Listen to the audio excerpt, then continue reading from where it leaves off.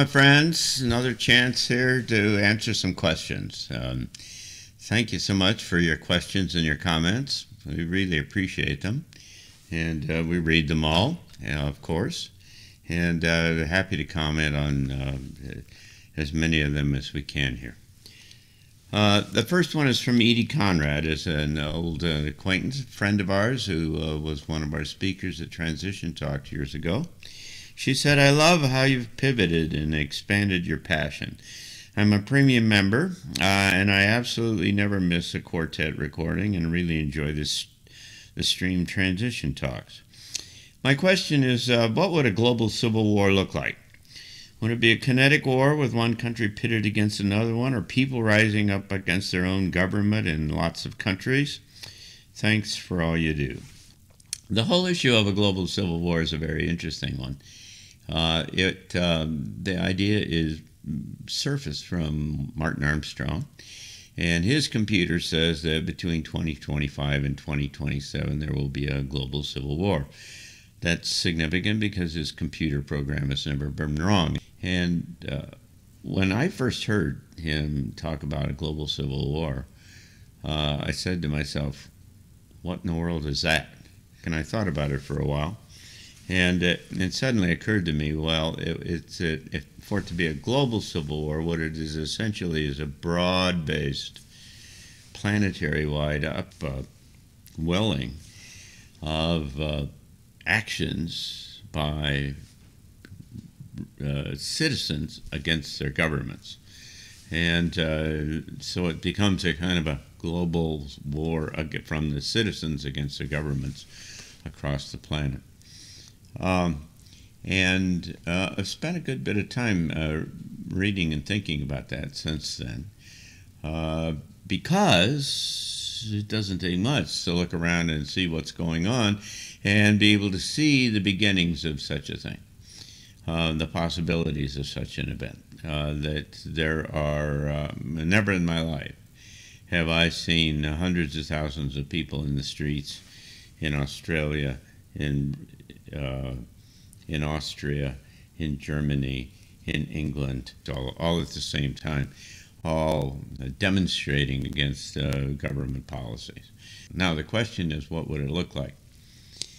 And that obviously could run the gamut and the spectrum from being violent to not violent. On the other end of the spectrum, there is a whole movement, an area of study called nonviolent conflict. It came from Gene Sharp, who was a professor up at Harvard, and there was an organization called the Institute of Nonviolent Conflict.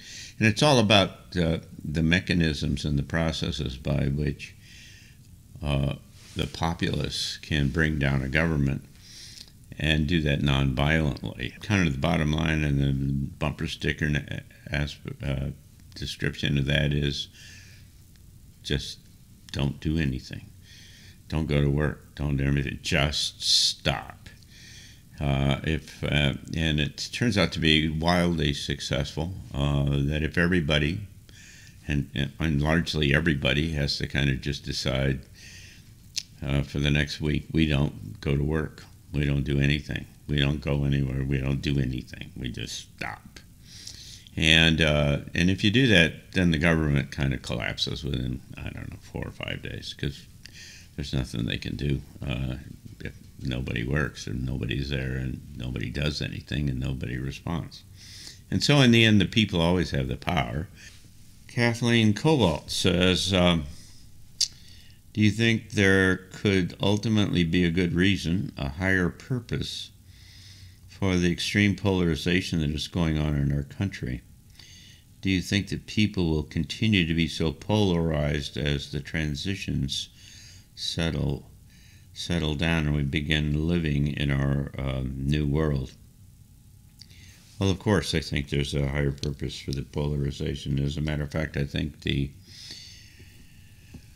polarization kind of process is an integral part of the selection process, if you will, that is intrinsic to the kind of the business of a small group pulling itself away from a larger group. It's really central to this whole kind of process by which humans decide, make their own decision about kind of who they are and where they are in this kind of evolutionary and development kind of process.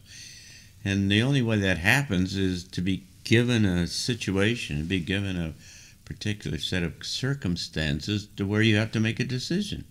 And the decision, not an easy one for sure, but a decision is the way in which it becomes clear who you really are and what you really think and what you really believe.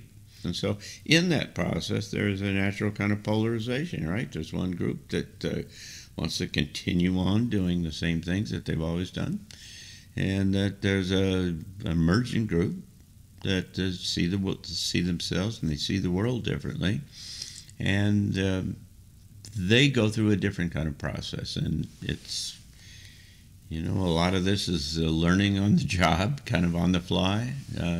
It's not really clear how it all kind of works together, but clearly there's a group that see themselves differently, finds other common folks, starts to build little communities and ultimately larger ones, and they become, make a commitment that they're going to live differently than the rest of them. And I see it as kind of a divergence, and so it goes into two different ways that way. And so I think, yeah, absolutely.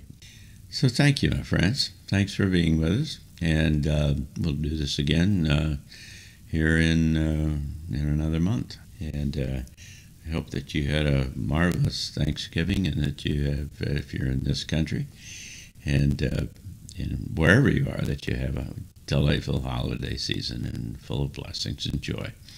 Thanks. If you found that helpful and interesting, and you haven't done so already, why don't you just click on the link below and give us your email so that we can send you alerts for the next segments of Postscript. We'd love to be able to tell you beforehand when things are coming downstream, so you don't have to go look for them. And this is the best way to do that.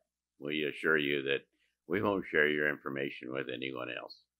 Thanks.